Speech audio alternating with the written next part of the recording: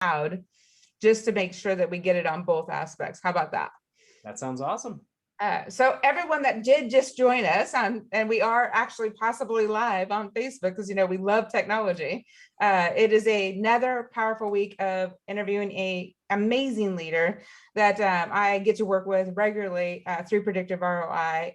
Erik is an undescribable individual that yet I'm going to attempt to do it anyways. The gift of Mr. Erik Jensen is his wheels and his brain are constantly going. He has so much power to see all the technical aspects and see all the different opportunities and ask all the right questions to see how the technical opportunities will domino each other to create an opportunity to share your gifting. And gosh, I just couldn't have said that any better, right? Thank you for joining us, Erik Jensen. That's a very generous description of myself and my talents, and I'm super excited to be part of this. And yeah, if there is anything that I think any of us can bring to the table is just a slightly different perspective.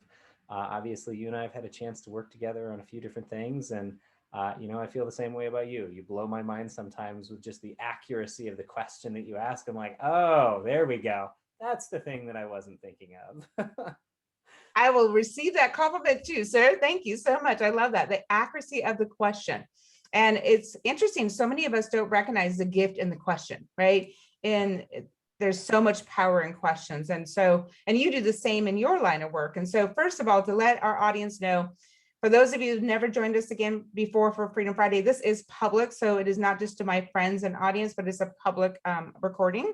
So it'll be on our YouTube page as well. So Freedom Fridays are set up to be all about the freedom to share whatever we want, however we want. It started years ago on Money 105. I had a radio show called, it was the Real Estate Insider show that I got a tag called Freedom Friday.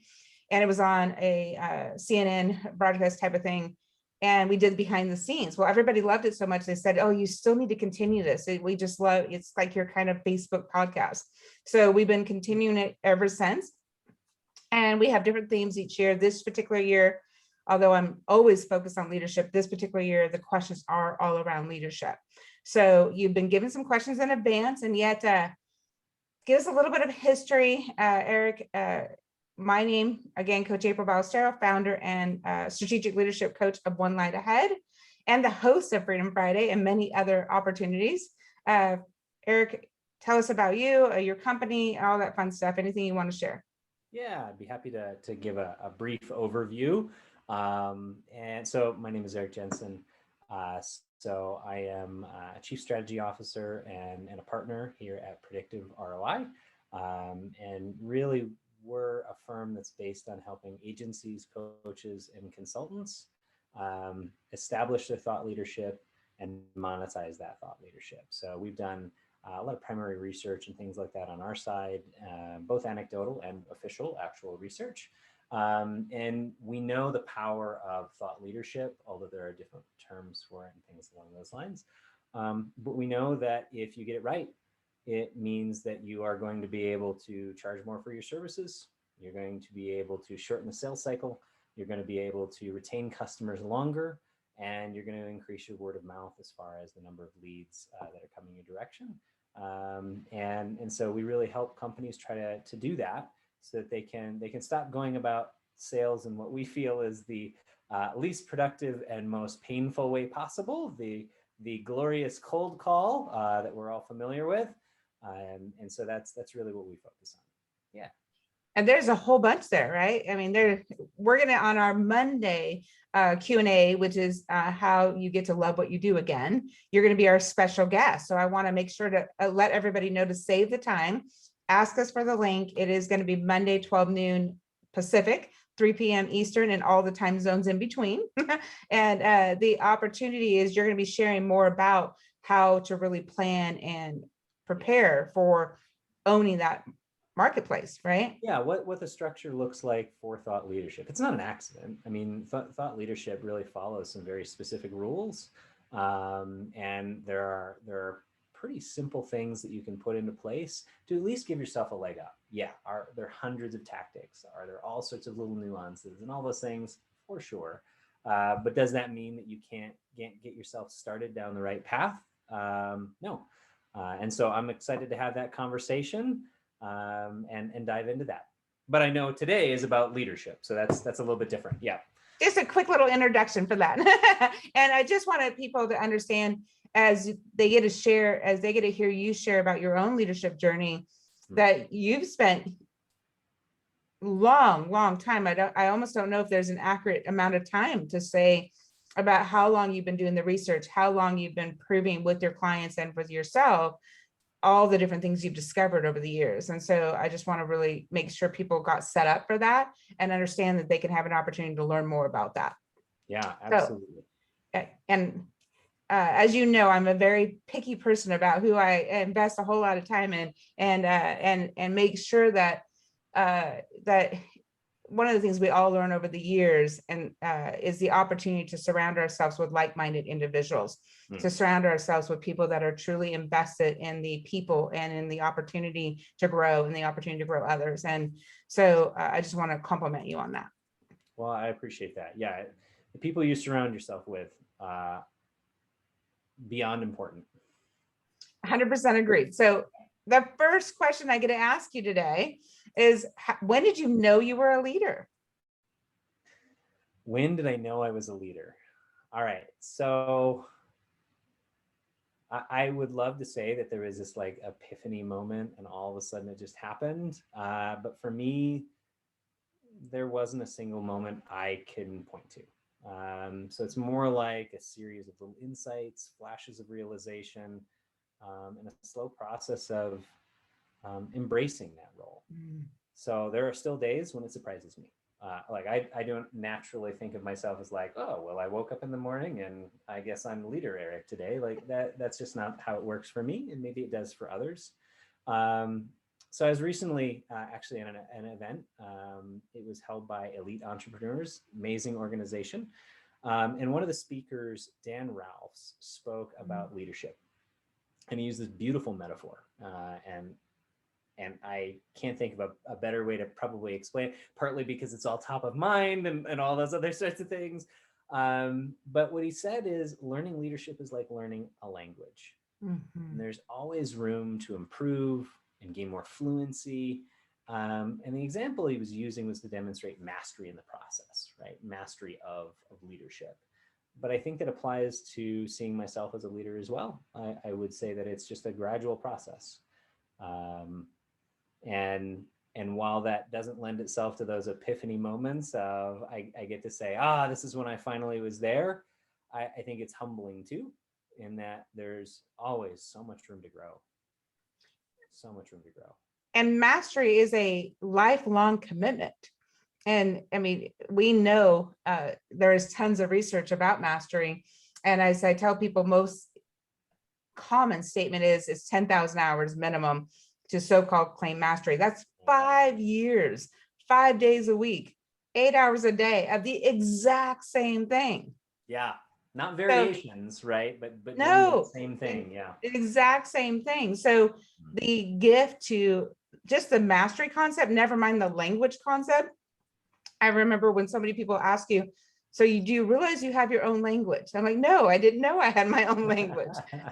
And you and Stephen have your own language, right? You have, and oh my goodness, yeah. We've realized that, one of the things that we have to spend a lot of time, not only with ourselves, but with our team members and with members of our community and with clients and all those things is really spending time around what is the vernacular we use, what is the language we use, to your point, around certain topics, right? And so that makes a huge difference. It's awfully hard for everybody to be firing to the same vision from a leadership perspective if that language means different things to different people. And so the leadership language of mastery, or we'd almost have some fun playing with that, right? And and yet it's so important and I loved how you set that up as, I embrace the fact that I'm a growing leader every day. I embrace the fact that I I'm not going to say, and I believe the same thing. I'm not going to say I've arrived, because there's still every day an opportunity to keep doing that. And so, right. I mean, so again, sticking with the same analogy, so that we're not bouncing around. But if we're using language as the same analogy, I'm a native English speaker. That's what I grew up speaking, and I am unfortunate in that I've never learned a second language. That's on me. I'd like to do that someday. But even when I think about just the mastery of the English language, if I go back and I read older texts, or let's say the works of John Locke or things along those lines, I've got to have the book in one hand, and I've got to have a dictionary in the other. So even though this is a language that I practice every day constantly, is there room for improvement? You bet. absolutely. Leadership, like there is no end to it. It's always trying to get better. And here's the other, so it leads perfectly in the second question, is if you were to add up all the journey you've been on, and you've got plenty of journey, more than many know, you have lots of fun, and you can choose a story, you can choose an example, you can choose whatever you want to choose. If you were to say one specific experience, characteristic, skill that you really know has been part of your leadership journey, what would it be? What would you want to share? Oh man, I can only narrow it down to one. You can choose a few if it aligns. Yeah. Mm. Okay, so let me first break it down into, I think that when it comes to leadership, at least in my perspective, there are kind of two sides to the same coin, right? So there is leading others and leading yourself. 100% agreed. And I think that the skills necessary, or the skills that help you move forward in those, while there is some overlap, at least for me, I found that there's probably a pretty big distinction between those. So if I were to look at the skills I value the most in leading others, right, that's easy. The greatest skills for me that I seek help every day is seek first to understand. So 7 Habits of Highly Effective People, for anybody that hasn't read that, and gratitude. Okay, like if there's one thing that I could, or if there's anything that I could suggest from leading others, is really seek first to understand where someone is coming from, and then be sure you show gratitude for what everyone is doing, because no one is really coming to the table, in my experience, wanting to do badly, wanting to screw something up, wanting to underperform, wanting to be headed in the wrong direction with the task or the project or the goals. Most people genuinely really want to be able to get there. And so if you seek first to understand, at least you can figure out where the miscommunication is. So getting back to the language piece of, what do we mean by these words? What is the vernacular? Because I might say it, you might understand something completely different. And usually we do. 100%. Which is why clarity is that all-encompassing word that everyone loves to use when it comes to leadership, is because you can't lead without it. Okay. Yeah. Well, and so I heard you in the side of the coin for others. It is about the ability to seek first to understand and to have gratitude. Is that apply to the self side of the coin too? Well, I mean, for me, I would say no. For others, that might be the case.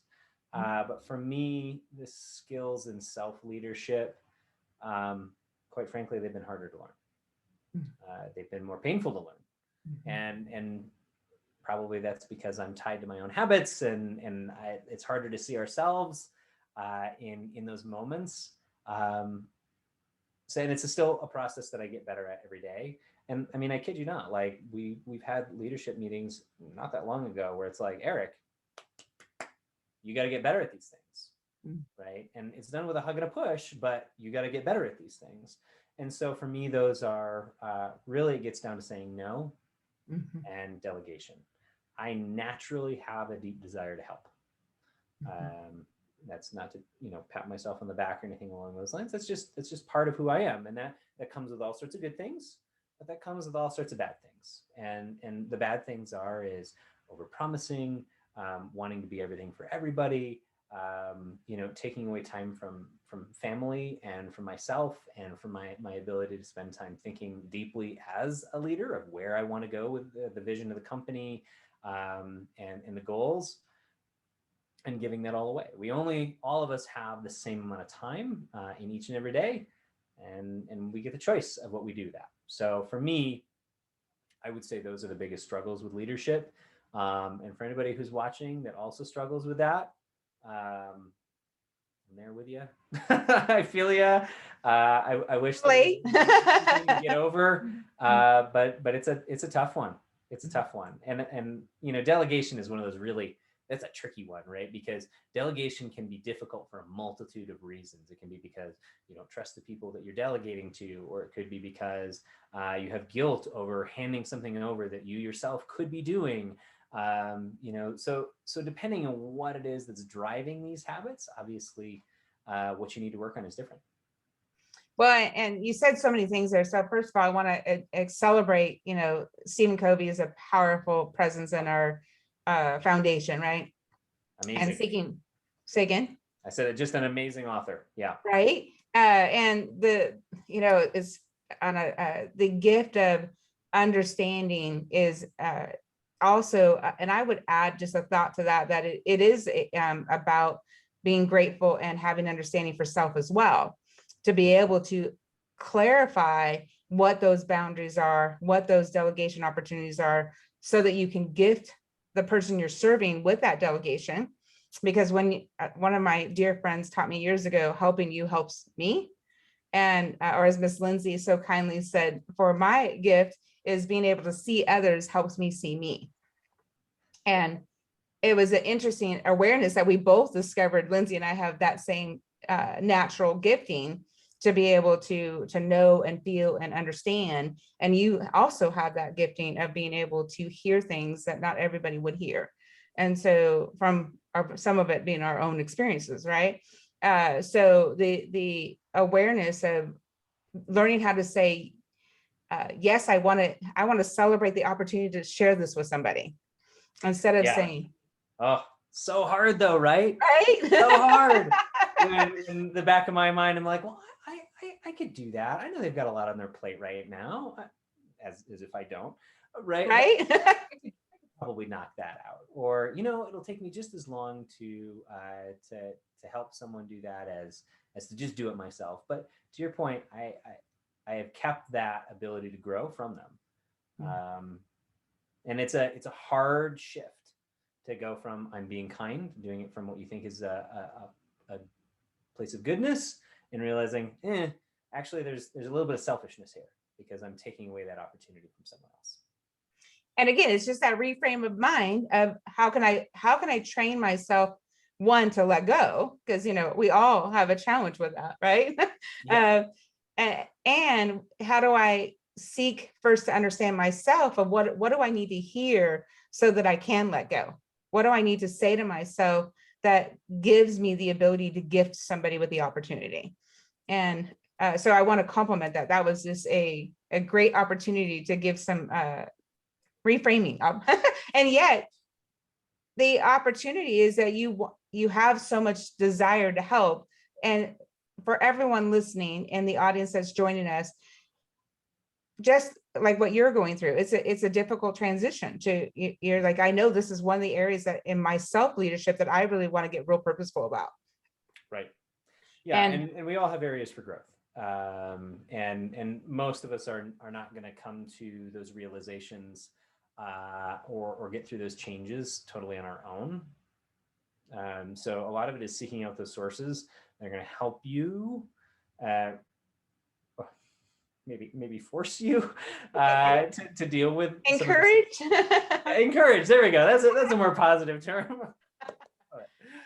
Well, and as we get to celebrate, quite a few of us in the predictive ROI community always say that you are the best at making sure that you know how to kindly nudge or encourage people to say, all right, enough already, do this. And right. And yeah, so it's always so difficult to be self-directing and live in that vacuum, right? So we all need that. We all need that hug and a push from someplace else. Well, and I will wholeheartedly share with people, and then I'll ask you the final question and open it up to anything that I didn't forget or remember to ask you. Is one of the things that to celebrate why and how we've got connected is that I too, in my own journey, was through a process of not being able to see some of the things that you seemed like it seems so obvious. Don't you see this? You know. And I was too personally attached to a couple of things to see other perspectives and be able to see what was missing, what were the details, how can we put some things into boxes that seems so simple to some, and yet when you're in the thick of it, you don't see it.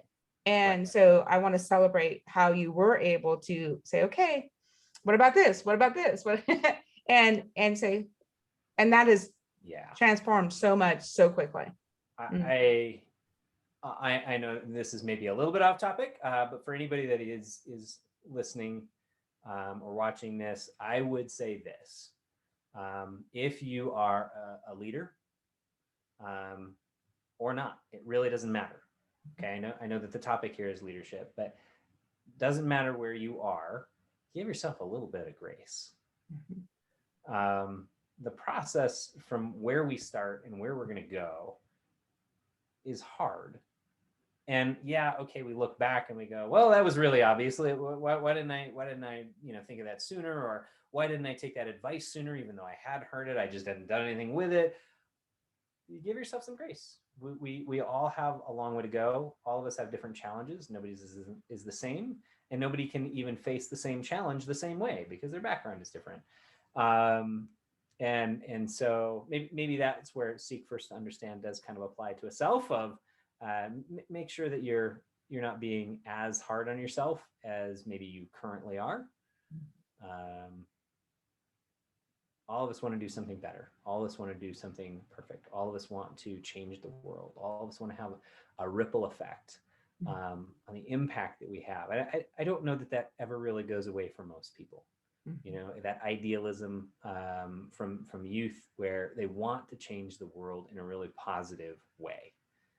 And it can be disheartening sometimes when we don't see that, the fruition of that idea come into effect either fast enough or in a big enough way or in exactly the way that we envisioned. But that doesn't mean that you've done something wrong. It doesn't mean that you've failed. Give yourself some grace. It just might take a little bit longer. As a gentleman shared in a meeting yesterday that, Starbucks took 15 years, or is it a multitude of years to even open 9 stores. Somebody else confirmed and 11 years before they actually brewed coffee. Right. Pretty crazy. They didn't actually brew coffee. That was Craig that mentioned that in Craig Clark. Yep. Mm-hmm. Yes. So Stephen was the one that mentioned that, correct? So he mentioned the 15 years, and then Craig brought up the 11 years. Right. Crazy. I mean, obviously now we're like, okay, Starbucks is here and it's across the street. It's at the bottom of this hotel. Is there one at the top of the hotel? I don't know. Like they're just everywhere, right? But that growth didn't happen overnight. And usually we spend our time comparing our back of stage, all of our problems, all the stuff that we see going on that's kind of ugly, to someone else's front of stage, where we see, oh, it's all success and look at how much they've grown and all those other sorts of things. They have different problems, right? And honestly, you might not want to trade your problems for theirs. No, I interviewed a cleaner, Judy's Cleaners in Citrus Heights, California. Beautiful, beautiful people. And he said it was 10 years in before he finally had the light bulb moment of, oh, I need to do this.